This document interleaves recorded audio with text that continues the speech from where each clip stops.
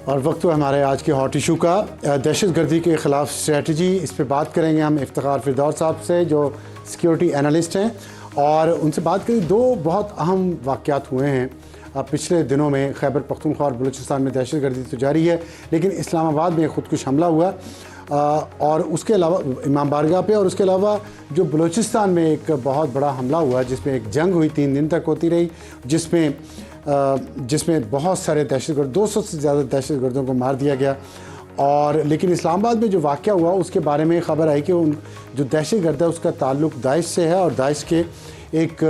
उसका जो मास्टरमाइंड था, जो दाइश का एक कमांडर है और जिसका ताल्लुक़ अफ़गानिस्तान से है, वो पाकिस्तान से नहीं है, उसको भी गिरफ़्तार कर लिया गया है। तो आज इन इश्यूज़ पे बात करेंगे और इफ्तिखार फिरदौस साहब से पूछेंगे, उस सवाल का जवाब लेने की कोशिश करेंगे जो तमाम पाकिस्तानियों के जहन पे है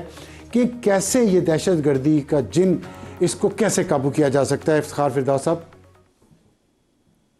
अबसार साहब, सवाल तो आपने काफी काफी सादा सा पूछा है, लेकिन इसका जवाब इतना ही कॉम्प्लिकेटेड है।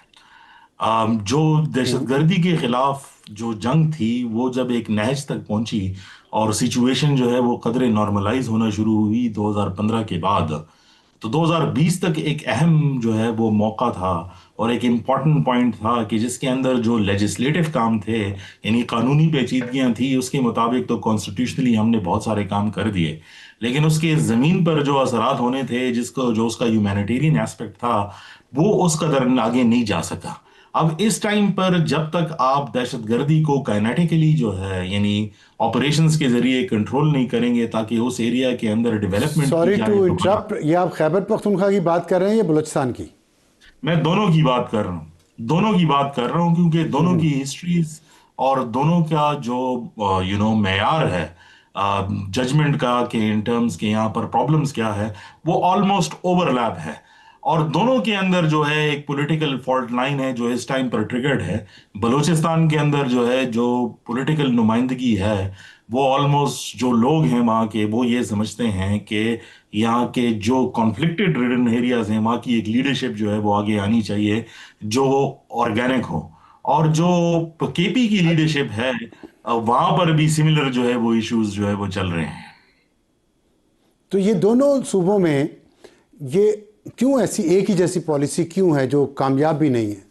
जी और ये जो बिल्कुल, आपने कहा मैं कि उसके आपके बाद साथ जो अग्री काम होना करता था वो हूँ। नहीं हो सका, क्यों नहीं हो सका? जी जी, मैं आपके साथ अग्री करता हूं, लेकिन उसमें डिफिकल्ट चॉइसेस हैं, क्योंकि यहाँ के जो प्रॉब्लम्स हैं वो जिस टाइम पे सॉल्व होने चाहिए थे उस टाइम पे हुए नहीं। अब उस पे एक्सटर्नल असरात जो है बहुत ज्यादा आ गए हैं। और ये तो अगर आप अबसार साहब 1800, लाइक तीरा का मसला फॉर एग्जांपल ले लें, या बलूचिस्तान का इशू ले लें, अगर आप अंग्रेजों की जो हिस्ट्री है वो पढ़ लें यहाँ पर, तो सन 1849 से लेकर आप 1947 तक जो उन्होंने उनको प्रॉब्लम्स थी, मैं आपको यकीनन कहता हूं कि अगर आप वो हिस्ट्री निकाल के देख लें जो उन्होंने ऑपरेशंस इस एरिया के अंदर किए, एग्जैक्टली उनको भी यही इशू था जो वो कर रहे हैं। सिर्फ ये एक उसमें एक अहम इशू था कि वो डेवलपमेंट के लिए नहीं कर रहे थे, वो अपनी एक्सपेंशन के लिए कर रहे थे। हमने अगर बस हैसियत कौम जो है यहाँ पर एक्सटेंशन जो है वो करनी है और स्टेट ऑफ रिट बहाल जो है वो करनी है, उसमें डेवलपमेंट और लोगों के स्टेक्स डेवलप करना बहुत इंपॉर्टेंट है। लेकिन ये मुश्किल फैसले हैं। ईरान का मसला, अफगानिस्तान के साथ मसला,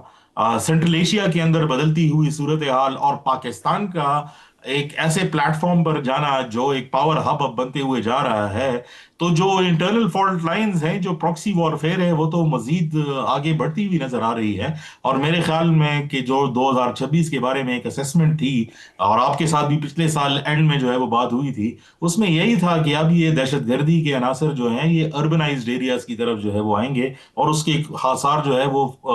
2026 के पहले 3 माह के अंदर, पहले क्वार्टर के अंदर जो है वो आना शुरू हो गए।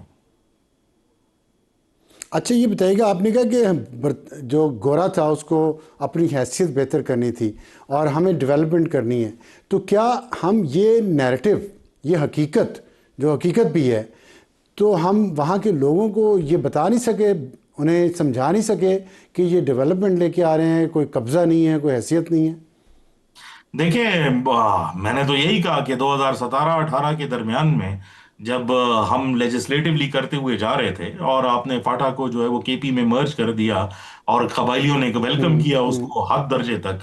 तो वहां पर जो उनके साथ प्रोमिसेस थी वो पूरे जो है वो नहीं हुए। इसी तरह सिमिलरली बलूचिस्तान के अंदर जब आप कैटेगरी ए बी और सी जो है खत्म करने के लिए जा रहे हैं, पुराने कॉलोनियल स्ट्रक्चर जो है वो खत्म करने के लिए जा रहे हैं, तो उसका ऑल्टरनेट भी जो है वो उतनी जल्दी जो है वो होना चाहिए। प्लस एक इंपॉर्टेंट पॉइंट ये है कि जो डेवलपमेंट के काम हैं वो नजर भी आने चाहिए, वो सिर्फ जो है वो किताबों में नहीं होना चाहिए। आई नो कि ये डिफिकल्ट काम है, क्योंकि जिस तरह गवर्नेंस के सिस्टम्स हैं, जिस तरह गवर्नमेंट्स हैं, जिस तरह प्रोविंशियल गवर्नमेंट्स हैं, और जिस तरह की पॉलिटिकल लीडरशिप है, और उसमें फिर मजबूरियां हैं स्टेट की अपनी, ये एक आसान प्रोसेस नहीं है, लेकिन कभी तो इनिशिएट करना पड़ेगा। ठीक,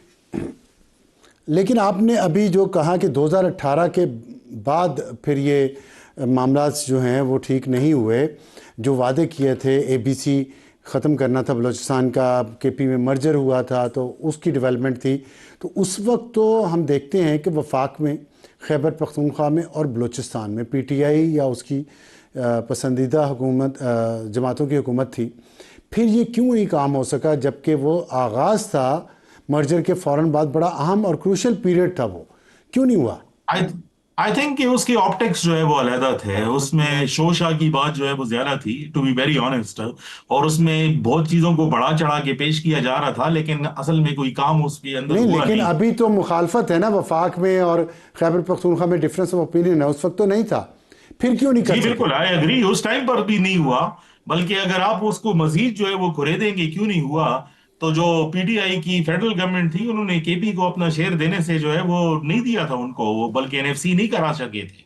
और उसमें जो सिर्फ केपी का तो और ने तो अपना हिस्सा जो है वो दे दिया था, विफाक ने जो है वो अपना हिस्सा नहीं दिया, और सबसे बढ़ चढ़ कर सिंध ने कहा था कि हम क्यों अपना जो है वो हिस्सा ना दें। पंजाब की बात अक्सर होती रहती है, लेकिन सिंध ने अभी तक जो है उस पर रेजिस्टेंस जो है वो शो की थी। So these are not easy discussions, और मेरे ख्याल में अगर हमने दहशतगर्दी के खिलाफ लड़ना है तो सबसे जो इम्पोर्टेंट पार्ट है